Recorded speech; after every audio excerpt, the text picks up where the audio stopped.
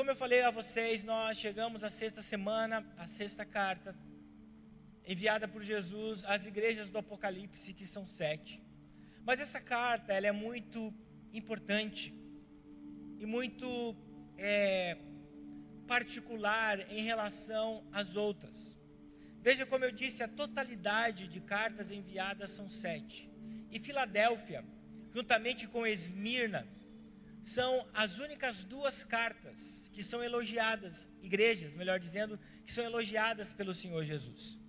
Então, a partir daqui, nós começamos a compreender que fidelidade no meio do corpo de Cristo, no meio das igrejas, infelizmente, é algo que não é tão expressivo, é uma grande minoria.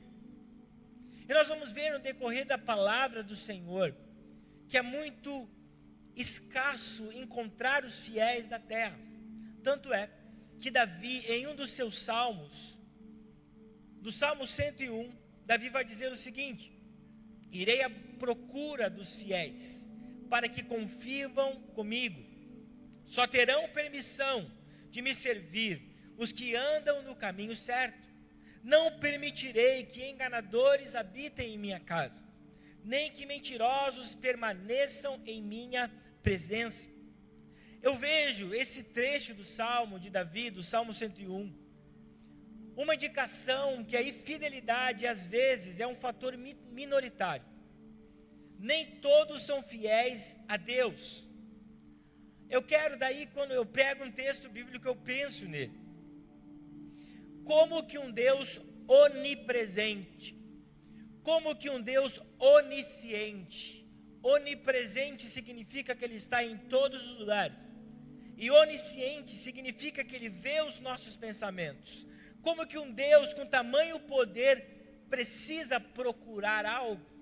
Eu entendo aqui que Davi está usando uma expressão para mostrar a dificuldade de se encontrar alguém que se encaixe no perfil de Deus, de encontrar alguém que satisfaça os seus desejos, ao ponto de alguém todo-poderoso, onipresente, onisciente, ter que procurar. Obviamente ele sabe quem são essas pessoas, mas esse salmo nos faz entender que existe uma escassez de fidelidade. Então, na representatividade de 7 igrejas, apenas 2 passam pelo crivo de Jesus. Apenas 2 se demonstram fiéis. Eu acredito que esse estudo sistemático que nós estamos fazendo dessas igrejas, necessariamente deve levar a cada um de nós o desejo de ser fiel, de corresponder às expectativas de Deus, de corresponder àquilo que Ele espera de cada um dos seus filhos. É claro, igreja, que Deus sabe as nossas necessidades, sabe a nossa pecaminosidade, mas nós temos uma promessa dEle estar conosco todos os dias, para que possamos viver uma vida de fidelidade a Ele. Então, essas 7 semanas de estudo, e nós já estamos na penúltima, deve gerar em nós esse desejo de ser fiel, esse desejo de corresponder às expectativas do nosso Deus. Aí você diz: Marcos, fidelidade é muito difícil. Fidelidade não está relacionado, meu irmão, à ausência de problemas, ou a uma grande resiliência ou força pessoal. Porque nós vamos ver nessa carta que Jesus diz: vocês estão fracos, perderam as forças, mas mesmo assim permaneciam fiel. Então eu entendo que fidelidade é um posicionamento diante de Deus, assim como todo homem que se casa com uma mulher, ou a mulher que se casa com um homem, promete ser fiel todos os dias da sua vida. Mesmo diante de inúmeras tentações, mesmo diante de inúmeras provações, se mantém fiel. Por quê? Porque se posicionou. Para com Deus não é diferente. Diante de muitos intempéries, de muitas tentações, de muitas provações, nós precisamos nos posicionar e decidir sermos fiéis. Fidelidade é isso. Fidelidade está relacionado a um posicionamento perante Deus, de permanecer fiel. Mas nós não estamos sozinhos, nós temos o Deus que exige de nós isso e que está conosco, porque é uma promessa. Diante dessa introdução sobre a escassez de encontrar alguém fiel, nós entramos no texto.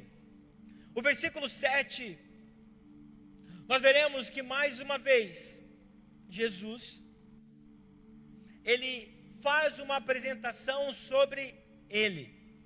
Uma apresentação que fala sobre quem ele é, e algo muito importante, representativo para o contexto daquela igreja. Jesus disse o seguinte: escreva essa carta ao anjo da igreja em Filadélfia. Esta é a mensagem daquele que é, primeiro, santo, verdadeiro, e que tem a chave de Davi. Então, a apresentação que Jesus faz sobre si para essa igreja, que ele é santo, que ele é verdadeiro e que tem a chave de Davi. E junto à chave de Davi há um complemento dizendo que a porta que eu abri ninguém fecha, e a porta que eu fechei ninguém tem poder de abrir. Quando Jesus refere-se a si mesmo sobre o Deus Santo, ele está falando sobre a sua divindade, sobre a importância da igreja em Filadélfia entender isso. A palavra santo no Antigo Testamento, ela era só referida a Deus. O nome de Deus Pai é tão santo que até hoje os judeus não mencionam a palavra Deus, eles usam vogais para falar sobre Deus. Então eles usam a palavra Yahvé, Elohim, mas nunca dizem Deus. Aí agora Jesus vem, diz para a igreja de Filadélfia, uma igreja que estava sendo atacada pelos judeus, e diz: eu sou santo. Deus Pai é santo, mas eu sou santo. Eu tenho toda a divindade de Deus em mim, assim como João faz isso, mostra isso no evangelho que ele escreve. O objetivo de João, ao escrever o evangelho sobre Jesus, é mostrar que Jesus era 100% divino. Aí Jesus vem: eu sou santo. Toda a essência de Deus Pai também está sobre mim. Depois ele diz: eu sou o verdadeiro. Jesus está dizendo: eu sou autêntico, absolutamente confiável. Nele não se encontra nenhuma substituição. Ele também é a própria divindade. Eu sou autêntico, eu sou 100% divino. Isso é muito importante porque nós estamos falando em um contexto onde o mundo greco-romano dominava, e já disse para vocês que era um mundo politeísta, um mundo com muitos deuses. Jesus diz: não, aqueles deuses não são real. Eu sou o único santo, eu sou o único verdadeiro. E por fim Jesus disse: eu tenho a chave de Davi. Ao falar que tem a chave de Davi, Jesus está falando sobre a sua messianidade, que ele era o Messias. Ele estava cumprindo a profecia que havia sido dada ao trono de Davi, um trono aonde viria o Messias e jamais teria fim. Agora Jesus está dizendo: eu possuo a chave de Davi. Isso é muito importante, meus irmãos, porque Jesus está dizendo que a chave de Davi nada mais é do que a chave do reino. Eu sou aquele que tem a autoridade de abrir e fechar o reino. Eu sou aquele no qual as pessoas precisam passar por mim. Aí ele é a porta das ovelhas. As pessoas precisam passar por mim para entrar nesse reino. Então Jesus está dizendo: eu sou aquele que toma conta, eu sou aquele que tem a chave. Somente em mim a salvação e nem a um outro. Não existe uma outra mediação a não ser por mim. Por isso que nós não adoramos santos, por isso que nós não cremos em mediação, porque somente Ele tem a chave para abrir o reino. Jesus disse o seguinte em João capítulo 14, versículo 6: eu sou o caminho, a verdade e a vida. Ninguém vem ao Pai a não ser por mim. Então Jesus, ele mostra de fato quem ele é para essa igreja. E não somente para os de Filadélfia, mas também para nós. Ele é o Deus Santo, digno de ser adorado. Ele é o Deus verdadeiro, no qual o nosso coração precisa estar ligado. E Ele é o único que tem a chave do reino. O único que pode nos permitir o acesso. Em Apocalipse 3 também, Ele diz o seguinte: eis que estou à porta e bato. Jesus tem a autoridade para entrar nos nossos corações e mudar as nossas vidas. Só Ele tem poder para isso. Jesus, ele começa a entrar no assunto sobre a igreja de Filadélfia. Quando no versículo 8, mais uma vez, como em todas as cartas, Jesus, para falar das obras daquela igreja, ou da exortação para a igreja, ele vai dizer o seguinte: ele diz para nós hoje: sei de tudo o que você faz. Deus cuida do seu povo 24 horas por dia. Deus sabe tudo que nós fazemos, obras aparentes, obras internas, obras no público, obras no secreto. Jesus mais uma vez diz: sei tudo que você faz. Versículo 8: abri para você uma porta que ninguém pode fechar. Você tem pouca força, mas ainda assim obedeceu a minha palavra e não negou meu nome.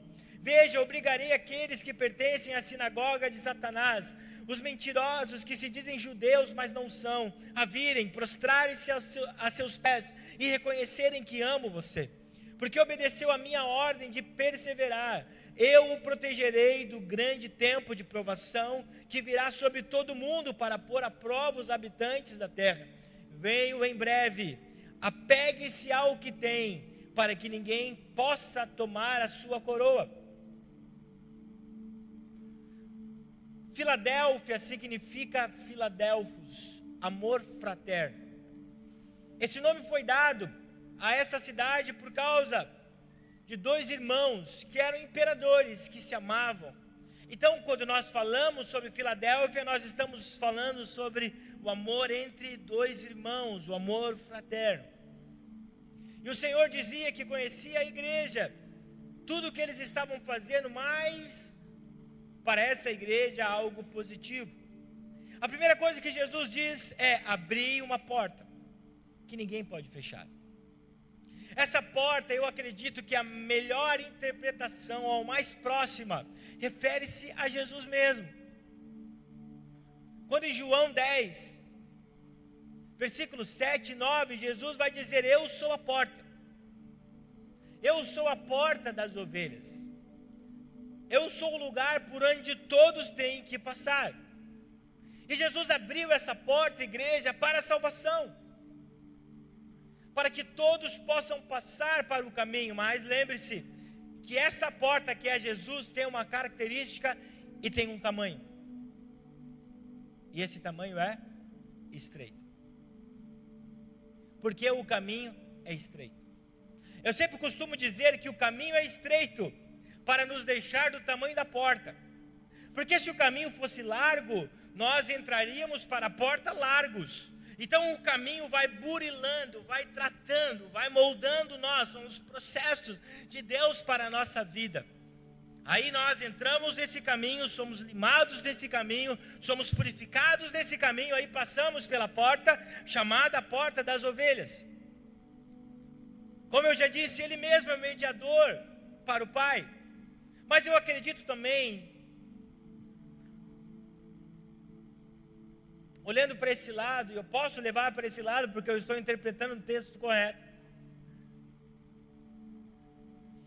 que essa porta que o Senhor abre muitas vezes está relacionada às coisas dessa terra. Um exemplo, Isaías 1,19: se credes e me ouvirdes, comereis o melhor dessa terra. Então eu entendo que o próprio Deus é aquele que abre portas para cada um de nós, portas que nós não temos capacidade de abrir, portas que estão relacionadas às coisas além de nós, onde os nossos braços não alcançam. Mas o Senhor não é apenas o porteiro. O Senhor Jesus não é aquele apenas que abre a porta, mas o Senhor Jesus é aquele que mantém a porta aberta. Toda a porta aberta por Jesus, Ele mesmo manterá aberta. Toda porta fechada por Jesus, Ele mesmo manterá fechada. Só que o nosso problema é que nós somos teimosos, gostamos de abrir portas que não são para nós abrirmos. Aí, meu irmão, um problema está. Se você abriu a porta, o Senhor vai dizer: cara, você abriu, agora a responsabilidade de manter ela aberta é sua. Então, por isso, meus irmãos, que nós precisamos confiar em Deus. Confiar que é aquele que abre as portas corretas em nossa vida. É claro que a maior de todas, a primeira de todas é a salvação. Quantos estão me entendendo? O Senhor diz muito isso porque dentro desse contexto de igreja havia aqueles que estavam perseguindo eles. Os judeus que estavam perseguindo essa igreja, perseguindo os irmãos, e Jesus disse: eu abri uma porta, não foi eles que abriu. E certamente Jesus estava falando aqui sobre a salvação, porque os judeus diziam, ainda dizem até hoje, que eles são o único povo escolhido, que eles são o único que vão entrar no céu. Jesus está dizendo: não, eu abri a porta, eu sou a porta, a salvação está em mim. E logo após, Jesus vai dizer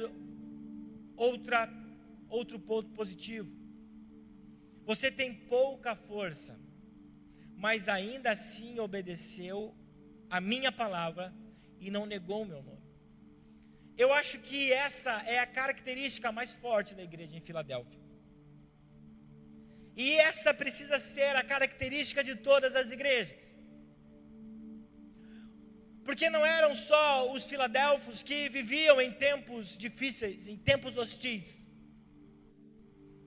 Nós também vivemos em tempos difíceis, em tempos hostis. Nós somos contra-atacados quase todos os dias. Fora as questões que nós visualizamos, existem aquelas que não estão nem no alcance dos nossos olhos. Às vezes nós estamos angustiados, estamos aflitos, estamos nos sentindo mal. Aí Jesus diz: mesmo com forças limitadas, possivelmente havia acontecido um contra-ataque muito forte anteriormente com essa igreja, ao ponto deles ficarem fracos. Porque Jesus diz: mesmo com poucas forças, forças naturais limitadas, ou até mesmo cansado de lutar contra heresias, contra pecado e contra perseguições, você permaneceu firme. Meus irmãos, nós lutarmos diariamente gera em nós fraqueza, ou gera em nós cansaço. Aconteceu com Elias quando matou os 950 profetas de Baal e de Aserá. O texto bíblico diz que ele ficou cansado, com medo e fugiu de Jezabel. As lutas diárias, as coisas que nós enfrentamos, os sonhos que nós não conquistamos, geram em nós muitas vezes cansaço. Eu acho que a melhor palavra, ao invés de fraqueza, é cansaço. Mas uma igreja que tanto lutou, tanto tinha lutado, mesmo diante de tudo isso, não sucumbiu. Aqui que está, meus irmãos, o segredo dos irmãos de Filadélfia. Muitas vezes nós lutamos, guerreamos, só que em algumas vezes nós sucumbimos. Só que em algumas vezes nós falamos: não dá mais, eu não consigo mais, e caímos prostrados e perdemos a batalha. Mas o Senhor disse: olha, porque mesmo com pouca força, vocês permaneceram fiéis. Mesmo com pouca força, vocês não negaram o meu nome. É isso que o Senhor espera de nós, amada igreja. Eu não sei o que você está lutando, não sei o que está acontecendo com você, qual é o problema, qual é a grande aflição da sua vida. Eu quero te dizer nessa noite que você não está sozinho. Seja fiel, permaneça fiel. Existe uma promessa dentro desse texto, porque depois o Senhor traz uma promessa de proteção para aqueles mesmo cansados. Essa promessa pode estar relacionada sim ao tempo do fim, que viria uma grande tribulação sobre a terra e o Senhor pouparia, cuidaria aqueles que são seus. Eu acredito que está relacionado à grande tribulação aqui, obviamente, mas eu também acredito, igreja, que o Senhor está dizendo que aqueles que guardam os meus mandamentos serão guardados por mim também. Aqueles que são fiéis à minha promessa, eu também serei fiéis a eles, melhor dizendo. Sabe, irmãos, nós andamos em lugares muito difíceis da nossa alma. Aí quando eu escrevi, eu me lembrava do Salmo Davídico. E você que está passando por tribulações e tem, quem sabe, pensado em sucumbir, eu quero que você lembre das palavras de Davi no Salmo 23 e no versículo 4. Eu acredito que Filadélfia viveu e experimentou isso. Mesmo quando eu andar pelo vale escuro da morte, não terei medo, pois tu estás ao meu lado. Deus está dizendo para aqueles que são fiéis e que não têm sucumbido às lutas da vida, às tentações da vida, que Ele está com você. Você, quem sabe, não está enxergando, mas Ele todos os dias está acordando do seu lado, porque a palavra de Deus fala que as misericórdias do Senhor se renovam a cada dia, a cada manhã, sobre a sua vida. O bom pastor está conosco, igreja. Davi disse: mesmo que eu andar pelo vale escuro de morte, não terei medo, pois tu estás ao meu lado, a tua vara e o teu cajado me protegem. Era isso que os filadelfos estavam vivendo, a proteção de Deus sobre a sua vida. Meu irmão, você não vai morrer com essa luta, você não vai sucumbir com essa luta, porque aquele que carregou a sua cruz está ao seu lado.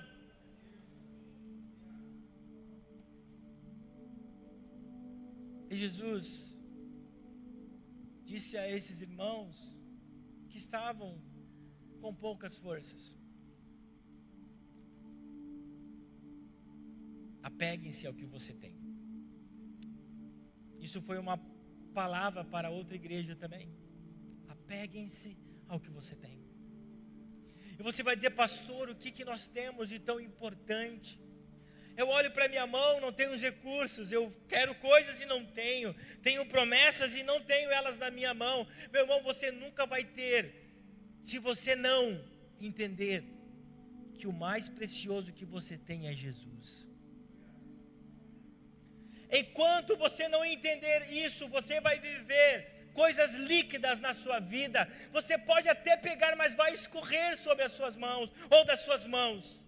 Jesus estava dizendo à igreja de Filadélfia: apegue-se ao que você tem. O que a igreja de Filadélfia tinha de tão importante era Jesus. O que nós temos de mais importante em nossa vida é Jesus. Tenho um trabalho, não tenho um trabalho, mas eu tenho Jesus. Tenho filhos, mas não tenho filhos, eu tenho Jesus. Tenho dinheiro, não tenho dinheiro, mas eu tenho Jesus. Isto é o mais importante. Aí Jesus disse: apegue-se ao que você tem. Jesus está dizendo: não se apegue às coisas dessa terra, não apegue-se às coisas desse mundo, mas apegue-se a mim.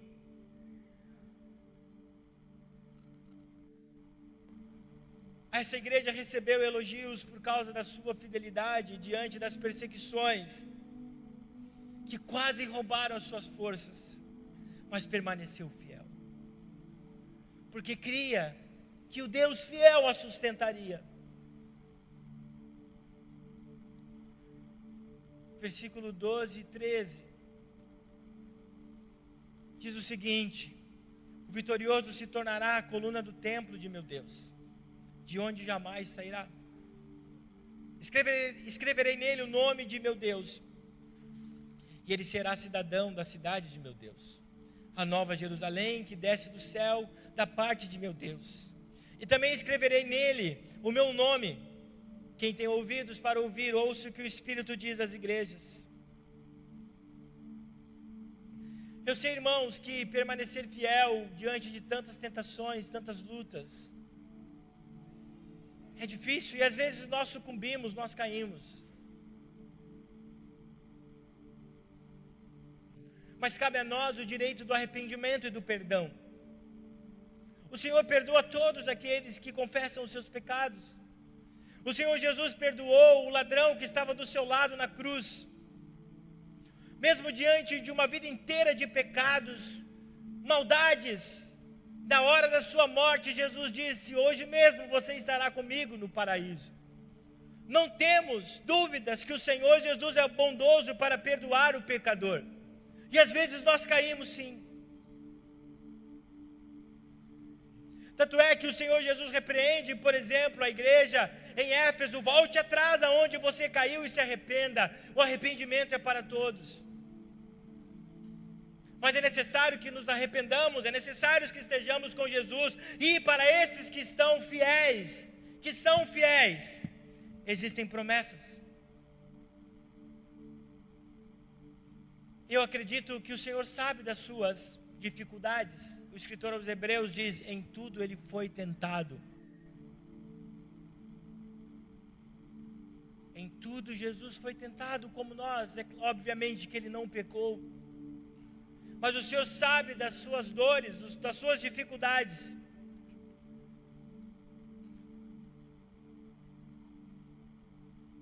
Mas para aqueles que permanecem fiéis, em meio a todo o mal desse mundo, haverá promessas, tanto para essa terra, mas principalmente para a pátria celestial.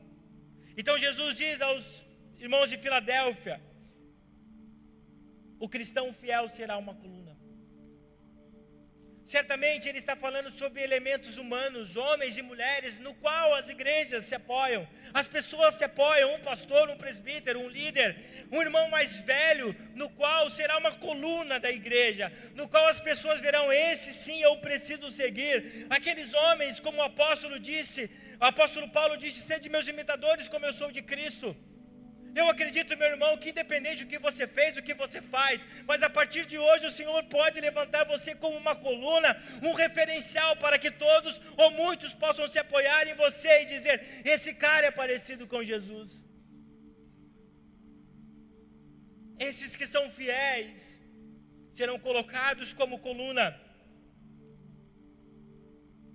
Também Jesus disse que esses que são fiéis serão cidadãos da cidade de Deus. Essa é a maior promessa que nós podemos ter em nossa vida. Aqueles que permanecerem fiéis viverão e morarão na eternidade com o nosso Deus. É por isso que nós buscamos Ele de todo o coração. É aqueles que passam pela porta que Jesus abriu. Existe uma promessa também, uma outra, onde Jesus disse: escreverei nele o meu nome. No Antigo Testamento, Israel tinha essa marca de Deus: esse é o meu povo. Mas agora o apóstolo Pedro fala da parte de Deus: a igreja é o meu povo santo, sacerdócio real. Nós temos o nome de Deus. Quando nós aceitamos a Jesus como nosso Salvador, Ele nos deu um novo nome. Ele mudou a nossa história e disse: a partir de hoje, esse amado é o meu filho. E por fim, amada igreja, o ministério pode subir. A igreja em Filadélfia, a igreja dos fiéis, a igreja conhecida como a minoria, foi a que agradou ao Senhor. A igreja, quem sabe, com o discurso não tão comercial como as outras igrejas, por exemplo, como a de Sardes, que existia tantas coisas, como a de Tiatira, que acontecia tantas coisas, aquela igreja bacana, aquela igreja cool, hypada, podia ser, mas certamente a igreja em Filadélfia era fiel às Escrituras, era fiel à palavra. Semana passada eu escutei um irmão em Cristo, um pastor, dizendo o seguinte, eu concordo com ele, presta atenção, em gênero, número e grau.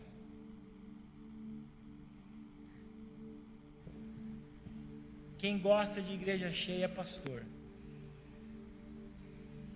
Quem gosta de igreja cheia é pastor. Eu gosto de igreja cheia. É o que nós buscamos. Aí vem um contraste. Mas Jesus gosta de igreja daqueles que são salvos. Jesus gosta de igreja daqueles que são salvos.